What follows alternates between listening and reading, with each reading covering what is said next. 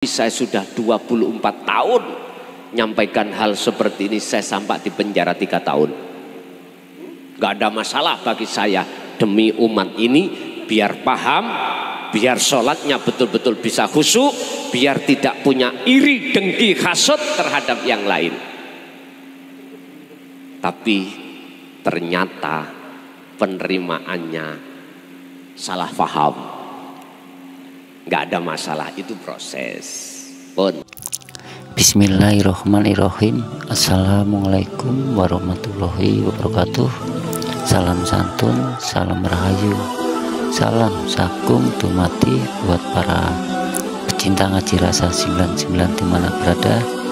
Semoga sedulur-sedulur semua selalu diberi rahmat, diberi daya, diberi keselamatan oleh Allah Subhanahu wa Ta'ala, sehingga tidak menjadikan kekurangan suatu apapun. Amin ya Allah, amin ya Rabbal alamin. Oke, kali ini saya ingin membagikan sebuah video di mana Gus Mukhlason memang benar-benar ulama yang sudah terpilih dan juga berjiwa besar, di mana beliau sudah banyak melakukan pengorbanan.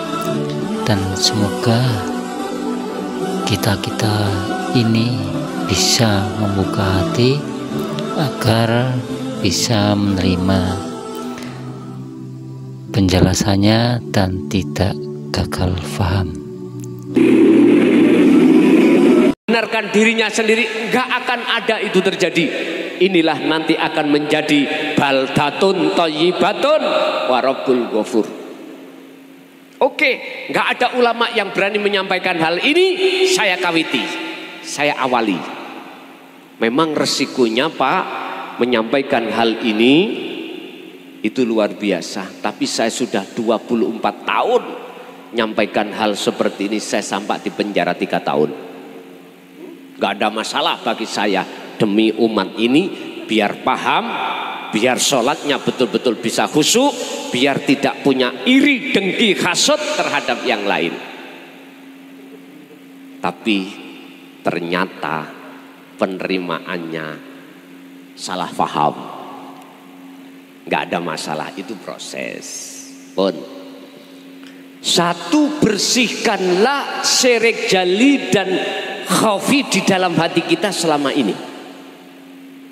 Contoh, kalau syirik jali sudah kita paham di hukum syariah.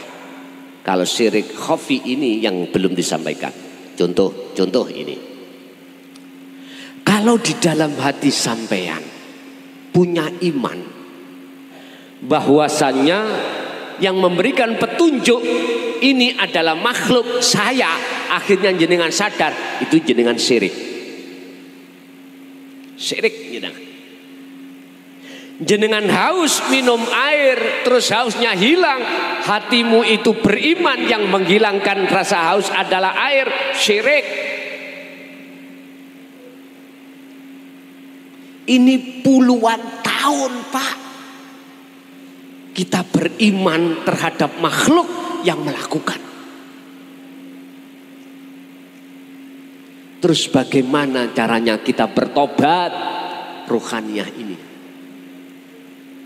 Buka dalam surah Al-Insan ayat 25-26. Muhammad, wadhkur isma rabbika bukratan wa asila wa minal laili fasjud lahu fasabbihu lailan tawilan. Bahasa sederhana ya Pak, sederhananya Pak, jenengan iki dikasih Allah 1 hari 1 malam, Indonesia terhitung 24 jam. Gunakan berzikir. Gunakan ingat Allah ruhaniyah ini. Sekalipun jasmaniyah kita itu kerja, sekalipun jasmaniyah kita itu berkonsultasi atau bertemu, berhubungan dengan sesama makhluk jasmani, bersosialisasi terhadap sesama makhluk, silahkan. Tapi ruhaniyah, Muhammad wadhkur isma rabbika bukratan wa asila, Pagi sampai sore gunakan hatimu bahkan malam yang panjang untuk selalu mengingat Allah. Yang ku maksud ingat di sini adalah Pak, hatimu sadar, hati kita sadar kalau munculnya perkara apapun dalam diri dan di luar diri kita makhluk ini sumbernya dari Allah Subhanahu wa ta'ala. Itulah namanya zikir. Ingat, ini enggak diucapkan Pak, tapi disadari dalam hati. Syekh Ibnu Athaillah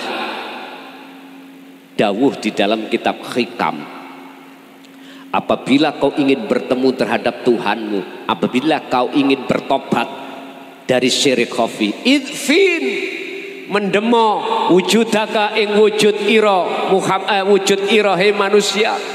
Di mana? Fi ardil humuli, di dalam bumi humul atau bumi kefanaan. Artinya Pak, rasa keakuan diri Anda inilah yang bisa melakukan ini itu, memiliki ini itu, lepas dalam hati Anda. Lepaskan. Tetapkan, isbatkanlah rasa di dalam diri Anda, kesadaran bahwasanya sumber yang bisa melakukan, yang memiliki semuanya adalah Allah Subhanahu. Walillahil masyriq wal maghrib fa ainama tuwallu fathamma wajhullah. Apa yang ada di masyriq dan maghrib semua milik Allah. Kita itu cuma tukang parkir Pak, diamanai Allah. Lah kok kita miliki? Ya mboten angsal ta. Wong semua milik Allah. Mobil mewah, nyun sewu sepeda dititipkan tukang parkir, enggak pernah tukang parkir itu mengakui milikku, enggak pernah. Buktinya ketika diambil ikhlas ridho ya dengan sama. Kekayaan kita diambil Allah lewat cara Allah sendiri. Apakah lewat cara diapusi kancane, ditipu orang? Jabatan kita diambil Allah dengan cara Allah sendiri. Apa masa jabatannya habis? Atau kita direformasi, dijatuhkan? Istri kita diambil, suami kita diambil dengan cara Allah sendiri, dengan cara kematian ataukah pisah? Itu urusan Allah. Tinggal hati kita ikhlas apa enggak, ikhlas atau enggak. Kita tidak akan selamanya ikhlas Pak kalau di dalam hati masih merasa mengakui. Titik, yaitu loh. Inilah persoalan mengapa takwa hakikat itu tidak ada di dalam hati kita. Gak bisa. Lepaskanlah. Makanya di Thariqah ada ajaran wukuf kolbi. Itu maksudnya hati harus diam dari persoalan pengakuan, sehingga disebut dikirin nafi itsbat. Kita cuman difahamkan dzikir siri, keluar masuk Allah, tapi tidak diterangkan tentang masalah nafi isbat di dalam dzikir sirul asrar. Bagaimana akan bisa wusul? Walaupun robitoh jenengan muktabaroh, mohon maaf ya, mohon maaf sekali lagi, saya itu mengkritik tapi membangun, mengkritik supaya suluk sampai betul-betul wusul, munajat sampai betul-betul bertemu Allah, gak muter-muter di dunia mukasyafah, di dunia karomah, bisa menahan air hujan, bisa menurunkan air hujan, bisa toyul ardi ke Mekah satu langkah. Itu mah karomah, bukan tujuan kita. Tujuan kita adalah iman kana yarjullaha, seperti apa yang telah diteladankan Kanjeng Nabi. Bagaimana dalam hati ini ada satu keinginan untuk bertemu Allah, bukan bertemu selain Allah. Bapak Ibu, 24 jam sesuai kemampuan Anda masing-masing, gunakan selalu berzikir hati. Ketika Zikir sirul asr mudah muncul, didorong dengan zikir sir dalam thariqah kita, mengucapkan dalam hati Allah, Allah. Mengapa tidak disebut? Wong Kanjeng Nabi nyebut wadkur isma rabbik, sebutan Muhammad nama. Dalam Al-Ahzab 41-42 sejatinya zikir dikron kathiron itu sama. Itulah zikir yang tanpa diucap, zikir yang bisa menghantarkan dirimu bertemu Allah, itu di situ. Kathiron, terus menerus, istiqomah, terus menerus. Inilah cara untuk menebus dosa-dosa rohaniah kita. Syirik jali lebih-lebih syirik khafi. Ini kalau mau. Jasad kerja. Jasad sosialisasi dengan makhluk, monggo. Tapi hati jangan lepas sedikit. Pegang terus semampu dalam diri Anda. Itu pertama. Ini cara untuk membersihkan kotoran hati. Tak jamin hasud nggak ada. Tak jamin riak nggak ada. Apalagi takabur. Tomak nggak ada. Bebas.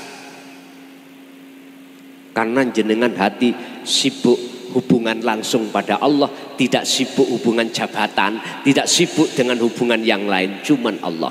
Jasad boleh hubungan dengan jabatan, dengan apapun, monggo. Akhirnya jenengan ini memakai teori seperti ikan yang hidup di tengah lautan. Dia setiap saat dan waktu campur jasadnya dengan air asin, tapi rasa dagingnya ketika kita ambil, kita makan tidak terasa asin. Beda dengan air ikan tahu, ikan tempe. Mau digoreng di ibu nguyai, dikit aja terasa asin. Terus ada apa dengan alam ini? Terus apa maksudnya di belakang semua ini? Ikan laut kok tidak terasa asin, padahal setiap hari dia itu bersosialisasi campur dengan air asin. Makanya tadi Pak, sebetulnya saya itu datangnya sebelum subuh. Ke sini sudah sebelum subuh. Sudah nyampe di sini, habis ngaji di Kediri, langsung saya di Pekalongan. Merencanakan untuk mancing.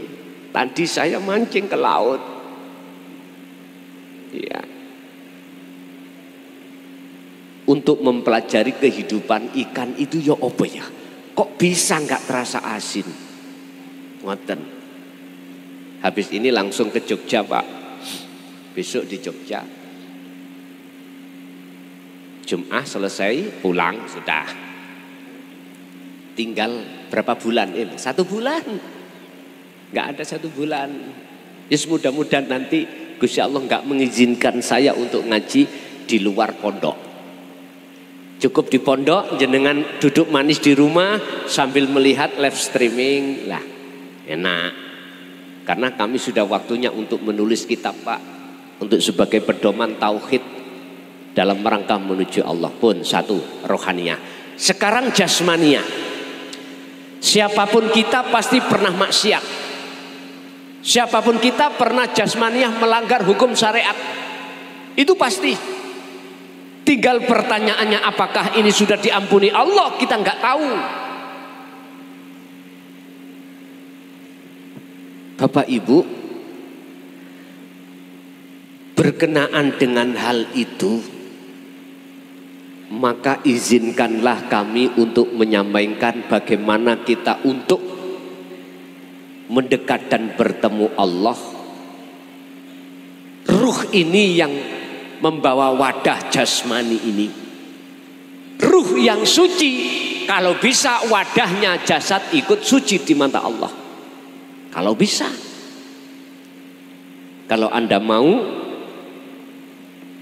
tolong pertama, setiap diri Anda itu punya hari kelahiran. Istilah orang Jawa, weton. Saya cari hujah, dalil di dalam hadis tentang puasa weton nggak ada. Kalau tafa'ul ada. Hadis sahih Rasulullah Imam Bukhari Muslim mengatakan kullu mauludin yuladu alal fitrah qala Nabi. Setiap bayi yang dilahirkan itu dalam keadaan fitrah. Entah bayinya orang muslim, majusi, Nasrani, semua di mata Tuhan itu fitrah. Artinya ruhaniyah kita dulu belum tercampur dengan syahwatut dunia. Belum. Laksana Nabi Adam ada di surga, belum makan buah khuldi. Fitrah. Pingin opo ae Nabi Adam keturutan. Tapi satu hal, Adam, jikalau kau ingin terus ada di negeri surga ini, wala taqraba hadhihi syajara, jangan kau dekati pohon itu. Jenengan iki, jenengan nek kepingin terus fitrah, ojo balik-balik. Dadi arek cilik murhed. Sampean kepingin nopo ae tinggal minta nang orang tua, pasti dikasih. Jenengan gak usah sampean iku soro-soro kerja nandur padi, ndak, cukup Bu makan datang, Bu minum datang, sudah disiapkan semuanya. Tapi berhubung Nabi Adam itu melanggar aturan Allah, mendekatlah ke pohon dan memakan buah khuldi, maka hukum janji Allah berlaku. Nabi Adam diusir dari surga ke dunia. Artinya kita masuk akil balik, kita mendekat pohon khuldi berupa kesenangan minan nisa wal banin wal qanatiril muqantarah. Sing lanang goleki wedokan, sing wedokan memeti goleki lanangan, akhire nyun sewu terjadilah nikah punya anak. Mohon maaf, mikir apa sampean? Sandang pangan papan. Wis terlibat di situ. Udah Pak, gak akan pernah ruhaniyah itu bisa ke Allah. Manakala ruhaniyah itu ikut berpikir, ikut mencari apa yang dicari oleh jasmani, kebutuhan jasmani ini. Gak bisa. Dalam makalah 139 kemarin ku sampaikan kitab Hikam, syarat Anda untuk bisa bertemu Allah harus tinggalkan alam dunia ini. Ruhaniyah harus memfanakan keakuan makhluk dalam diri Anda. Dengan begitu wal yaumal akhirah, Anda akan bisa masuk alam akhirat. Di dunia ini bertemu Allah. Apa tanda-tandanya bertemu Allah? Yang disebut amal arif, orang-orang yang makrifat itu ada sendiri. Pun artinya setiap weton jenengan berpuasalah dengan niat taubatan nasuha pada Allah. Kaifiyahnya, caranya seperti poso Ramadan. Kena apit, kena enggak, terserah. Yang kedua, mulai hari ini sampai akhir hayat jenengan, tolong apa makanan dan minuman yang Allah haramkan jangan pernah masuk. Lebih baik perutmu lapar daripada kenyang tapi penuh dengan barang haram. Berat loh Pak, ini berat. Apalagi kita nggak punya apa-apa yang dimakan. Yang ketiga, kalau Anda mampu, kalau enggak masalah. Jagalah daimal wudu. Jagalah hadas kecil dan hadas besar dengan semampu panjenengan. Udah. 3 poin ini hubungannya dengan jasad. Lakukan semampu jenengan. Kalau enggak kuat puasa 1 jam aja, kriwi-kriwi. Jangankan 1 hari, 1 jam aja enggak kuat kalau aku enggak makan. Ya gak usah puasa. Enak toh? birriyadhati wal azkar. Riyadhah prihatin ini lakukanlah semampu panjenengan. Lakukan. Yang terpenting wal azkar, ingatnya hatimu pada Allah, sambungi hatimu menyang Gusti Allah, itu wajib, harus dijaga. Tentunya ada proses Pak, nanti ada jenengan ingat lupa, nggak apa-apa. Sampai Syekh Ibnu Athaillah dawuh, la tatruk adzikra li adami hudurika ma'allahi bihi. Walaupun dzikirmu itu tidak bisa menghantarkan, belum bisa menghantarkan kewusulanmu pada Allah, dihuduri, karena huduri nang Allah itu tetap yang namanya dzikir, la tatruk, jangan kau tinggalkan, tetap lakukan. Enggak apa-apa, itu sebagai proses melatih diri.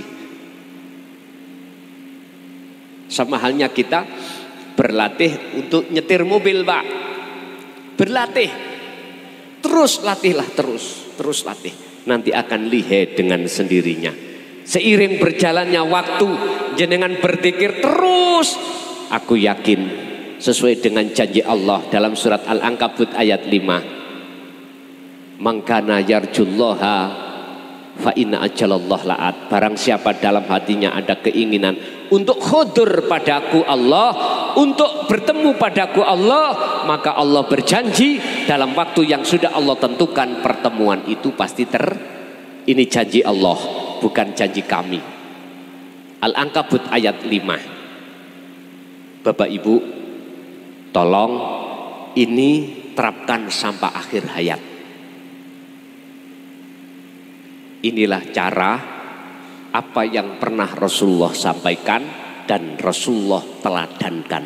Tinggal kita umatnya mau atau tidak, itu urusan panjenengan kali kula masing-masing.